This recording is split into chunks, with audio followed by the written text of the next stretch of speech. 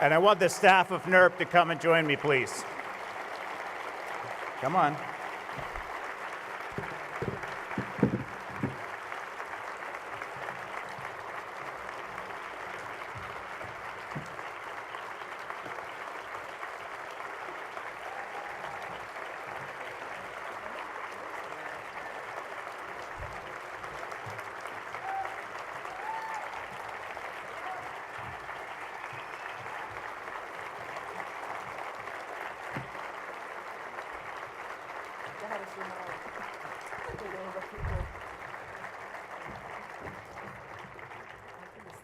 Thank you, everybody, for that applause.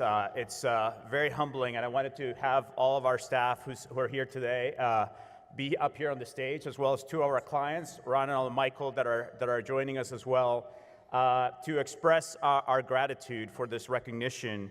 And I think it's particularly meaningful for us to get this recognition from the Legal Foundation of Washington, because if it wasn't for LFW, NWIRP as it exists today would not be possible. So we appreciate the partnership that we've had with them for so many years, for over 30 years, and all of you for recognizing us. We also want to acknowledge the other award recipients, Dick Manning, who's a great friend and who brought us to Port Angeles recently, as well as the State Attorney General's office. Happy birthday, Bob. And you know, it's particularly meaningful to work with the State Attorney General's office, and really, it's been such an inspiration to when people talk about, you know, what's happening in Washington State, to be able to point to that office and to have a leader in Bob who, you know, took that bold step. I mean, I actually remember that Bob, you know, on the phone as we were preparing this habeas petition that Saturday, it was around 3 o'clock, and he's telling me that he's, you know, we're like trying to put this habeas petition to keep 2 people from being deported, and Bob's thinking of like the big picture, and he was telling me what they were thinking of doing, and I was just so inspired. I remember, I think he was saying, you know, we're trying to get other states to jump on board, and in the end, you know, Washington had to go alone, and I was so proud of the fact that our state was the one that took that bold action. So very proud to stand with him and his office, as well as not only with the work that they've done with the Muslim ban, but so many other ways that they're protecting all of the residents of our state, with regard to the DACA program, with regard to people at the Northwest Detention Center. So we're proud to stand with them. And I also appreciate that we're going to be sharing the stage with Brad, who has been a steadfast advocate for legal aid, and in your role as Microsoft, the partnership that we have with Microsoft, the pro bono efforts, and you and Kathy, who've been incredibly supportive personally.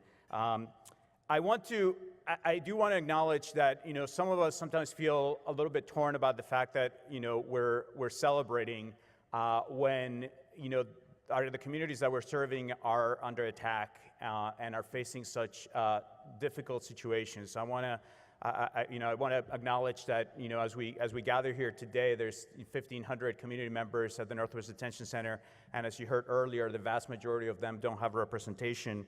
I'm aware that we're still working with families who, despite the fact that the federal courts have repeatedly rejected the president's Muslim ban, that the Supreme Court has allowed that ban to continue to go into effect, and so that there are families that are separated right now, that we're working with U.S. citizen mothers who are separated from their kids right now because of that action. And I'm, of course, you know, very conscious of the thousands of DACA recipients here in our state and hundreds of thousands across the country who are still waiting to find out if Congress is going to take action and give them a path to citizenship. So we're conscious of all of those things, and you know, we sometimes feel conflicted, as I said, about celebrating.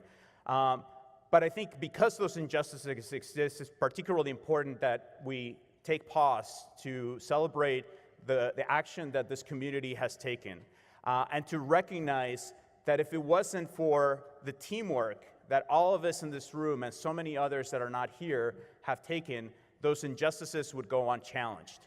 That we might not even hear about those injustices, and that there wouldn't be people fighting like all of the people who are up here on the stage to be able to fight back, to make sure that people at the detention center are going to get a chance.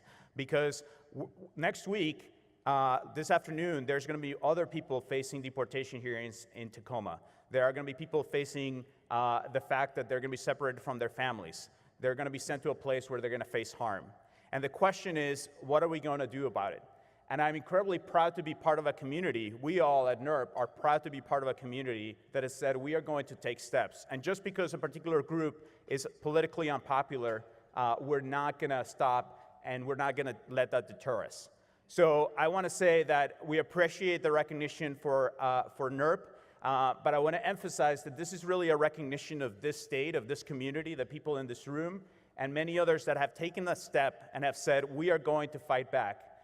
We are going to make sure that injustices get addressed, that we're not going to say that simply because our political branches are going to say that a group is not favored, we're going to allow that to happen. We're going to allow our constitutional rights to be violated, but we're going to stand up and fight for justice. So I want to commend all of you. I want to inspire all of you to continue the work that you've been doing, but do even more, because it is so critically needed. We appreciate the recognition, but we need to redouble our efforts because there is so much work to do right now, and we appreciate that we can count on all of you to be partners in this effort. Thank you.